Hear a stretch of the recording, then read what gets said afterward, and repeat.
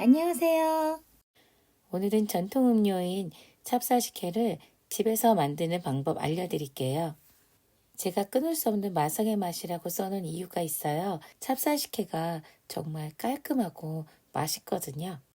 제가 주로 많이 사용하는 재료들은 왼쪽에 있는 하얀색 두 개고요.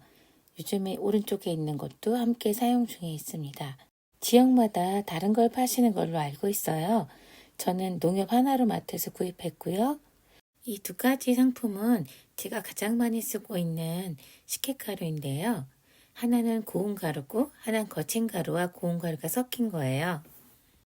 가끔 이 제품을 쓰기도 하는데요. 이건 고운 가루와 거친 가루가 섞여진 걸로 손쉽게 할 수 있는 티백으로 된 제품도 나오고 있습니다. 고운 망 중 하나를 꺼냈고요. 고운 가루와 거친 가루를 섞어서 넣어주세요. 고운 가루와 거친 가루의 비율은 1대 2분의 1입니다. 즉 다시 말씀드려서 고운 가루 한 봉지를 넣을 때 거친 가루 반 봉지를 넣는 거예요.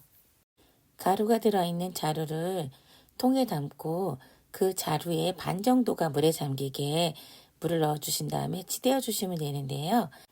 이때 사용되는 물은 생수, 정수기물, 수돗물입니다. 밀가루 반죽을 하듯 이렇게 조물조물 주물러 주셔도 되고요. 양손을 이용해서 손빨래를 하듯 식혜물을 만들어 주셔도 됩니다. 충분히 진익이듯 치대어서 식혜국물을 만들고 따라내고 또 새물을 받아 또다시 진익이듯 식혜물을 만들고 따라내주고 샘을 받고 진익이고 또 저렇게 꼭 짜면서 식혜물을 따라내기를 반복해 주세요. 이때 만들어지는 식혜물의 양은 보온밥솥에 들어가는 양만큼만 만들어 주시면 됩니다. 물이 이 정도 맑아지면 종료하셔도 되는데요. 차례상에 식혜밥이 있는 경우에 건더기가 많아집니다.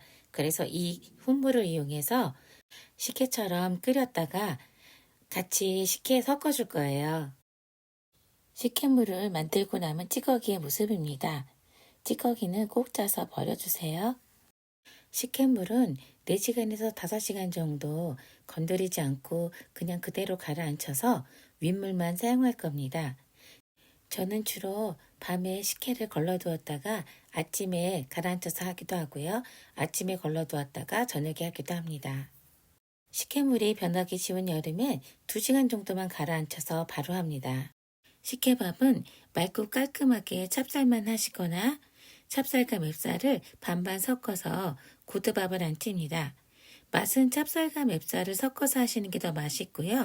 맑고 깔끔한 맛을 원하시면 찹쌀만 하시는 게 맛있습니다. 14에서 15인용 보온밥솥 기준으로 쌀의 양은요.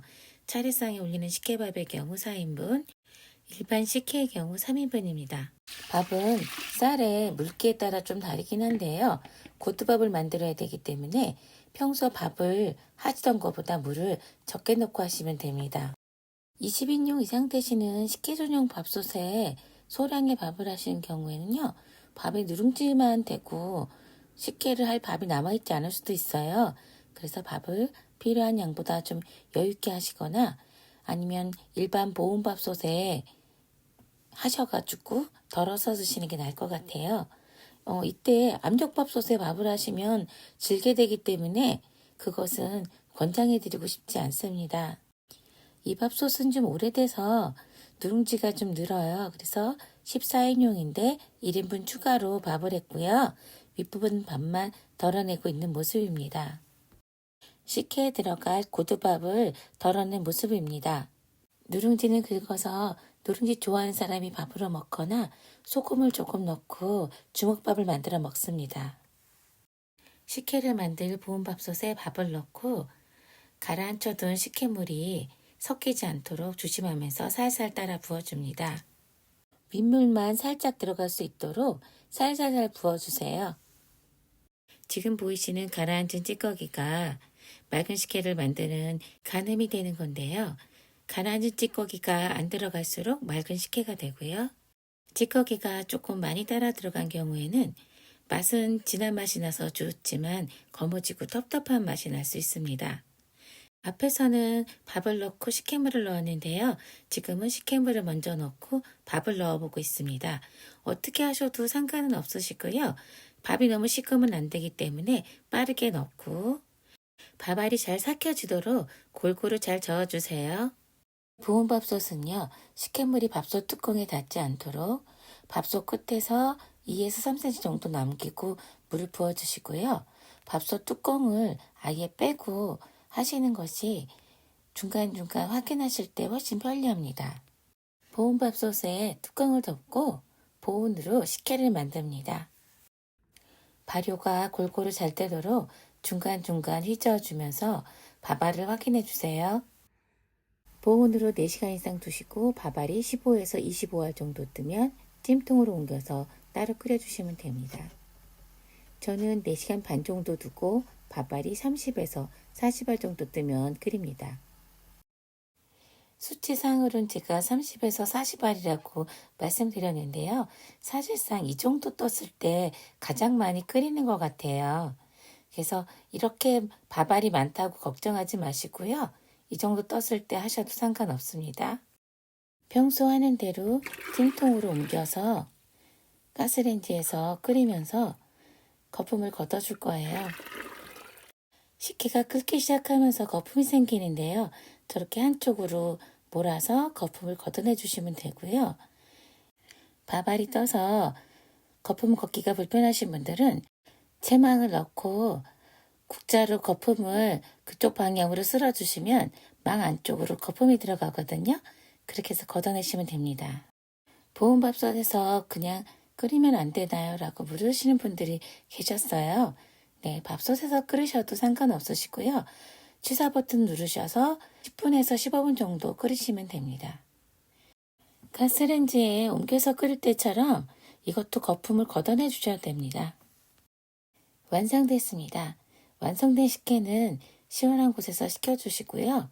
여름같이 좀 기온이 높을 때는 선풍기나 에어컨을 틀어서 빠르게 식혀주시는 게 좋습니다. 식혜의 달달함을 조절하는 백설탕은 한번 후루룩 끓은 다음부터 넣을 수 있는데요. 다 식은 후에 넣으시는 걸 권장해 드리고 싶습니다.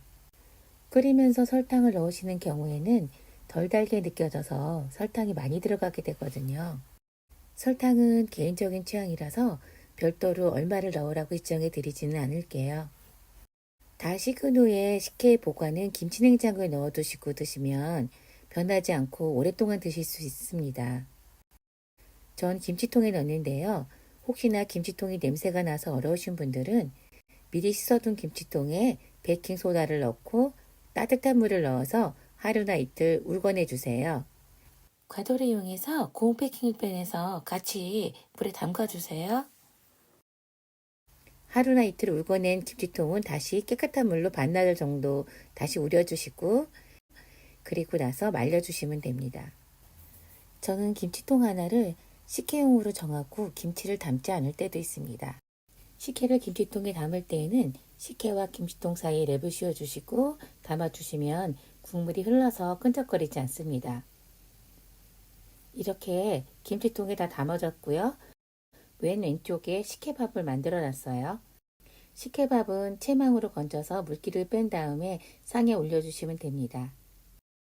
상을 물린 이후에 식혜밥을 식혜에 부어서 섞어주세요. 저희 집 명절 식혜양은 김치통 2통 분량 정도 되는데요. 35인용 식혜밥솥 하나, 14인용 보온밥솥 하나, 이렇게 식혜를 기본으로 하고요. 훈물을 반쯤통 정도 해서 섞어서 먹습니다. 식혜를 김치에 넣고 국자 하나를 넣어둡니다. 그리고 탁자를 하나 둬서 그곳에 쟁반과 종이컵을 넣고 마음껏 떠먹게 해놓고 있어요. 저렇게 많이 했어도 명절이 끝날 때쯤이면 하나도 남아있지 않아요. 훈물이라고 해서 식혜를 치댈 때 마지막 물을 조금 남겼죠.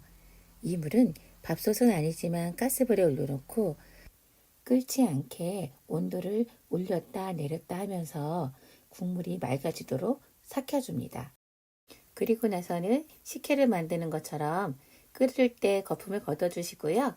파르르 파르르 끓어오르면 불을 꺼주시고 식혀주시면 됩니다. 오늘도 시청해주시고 구독해주셔서 감사드립니다. 좋은 하루 되세요. 오늘 보신 영상이 도움이 되셨다면 좋아요, 구독, 알람 설정도 부탁드려요. 맛있게 만들어 드세요.